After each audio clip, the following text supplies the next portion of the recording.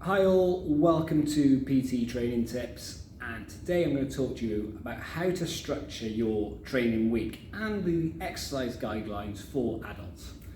So these guidelines are aimed at individuals in the general population, people with non-performance related goals, but also people who've haven't got any underlying health issues, and roughly people aged between say 19 and 65. So the general population. So for the general population, we should be looking to do 150 minutes plus of exercise each week, over at least 5 days, trying to get out and stay active every day, and that's moderate intensity activity, okay? So that's sort of working, getting yourself a little bit out of breath, okay? So 150 minutes to 300 minutes each week, and you can do that in bouts of 10, 20 minutes, 30 minutes at a time, rather than doing an hour. You may only get time for 30 minutes of exercise, and that's absolutely fine. Getting active is the key thing with this. It's really important that you're doing more than 10 minutes at a time. The body doesn't get that same stimulus if you're doing less than 10 minutes of exercise. Importantly, it's if you're doing vigorous activity, so where you're getting yourself really out of breath and working yourself really hard, so looking at high intensity intervals, you'll be doing a lot less of that within a week. So maybe only 75 minutes of that. So quarter to half of what you were doing. So that higher intensity training is something that you can add into your week. You can do a mixture of moderate and high intensity. And that's what I want to talk to you a little bit about, how you structure your week. You would never do 2 high intensity sessions back to back. So maybe on a Monday you'd go out, you'd go to a HIIT class, or you'd go and do your own HIIT session outdoors at the moment. On a Monday then, do something more at that moderate level, lower intensity, lower heart rate, and give your body a chance to recover. Really important as well for all adults that we have some form of resistance and strength and endurance training within muscular strength and endurance training within our training plans. So that could be resistance training with weights or machines in a gym as and when the gyms open back up, or it could be a case of doing things like yoga and Pilates, which again are still promoting muscular strength and endurance. So you can add that in 2 days a week. That could be again in the form of a class. Doing something like circuits where you're doing strength-based exercises, absolutely perfect. They're a great little mixture. A circuit, whether it's within a class environment or something you do yourself outdoors or at home in your living room, wherever, a circuit's great because often with those you can add in a mixture of aerobic activity and muscular strength and endurance. So it gives you that little bit of a mixture and hits all those key training goals. Really, really important when you're structuring your training week, you allow for some rest. This is something we see quite a lot in health and fitness. People don't rest enough.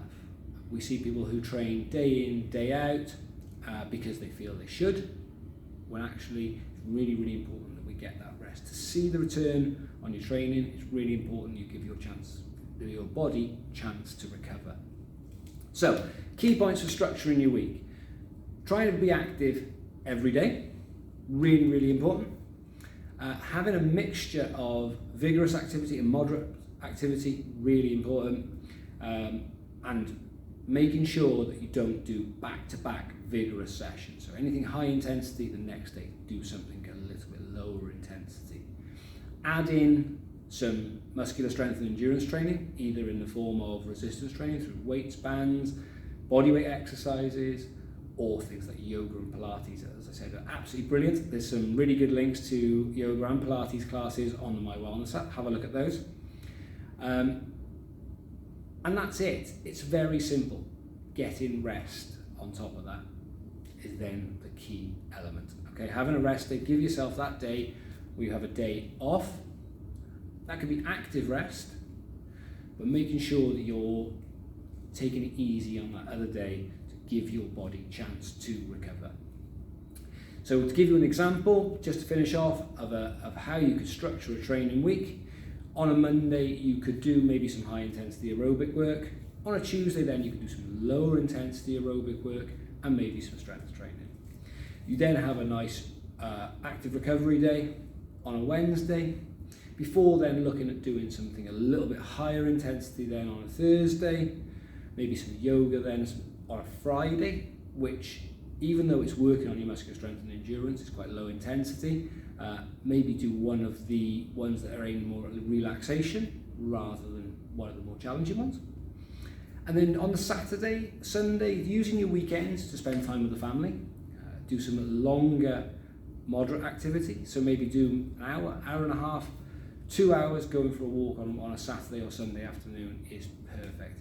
And then you've got a really well-balanced, structured week. You've got an active rest day right there in the middle of the week. You could also swap that around and have your Sunday as your rest day if that's what works for you. What's really important when you're planning your training weeks is you do it so it fits around you and your life. And that's something I'm going to talk about in a little bit more detail over the coming weeks, is working out that balance of your work, your life, home life, and your training and how you approach it, and using it to your advantage, and using your training to be of maximum benefit to you, both physically and mentally. So keep an eye out over the coming weeks.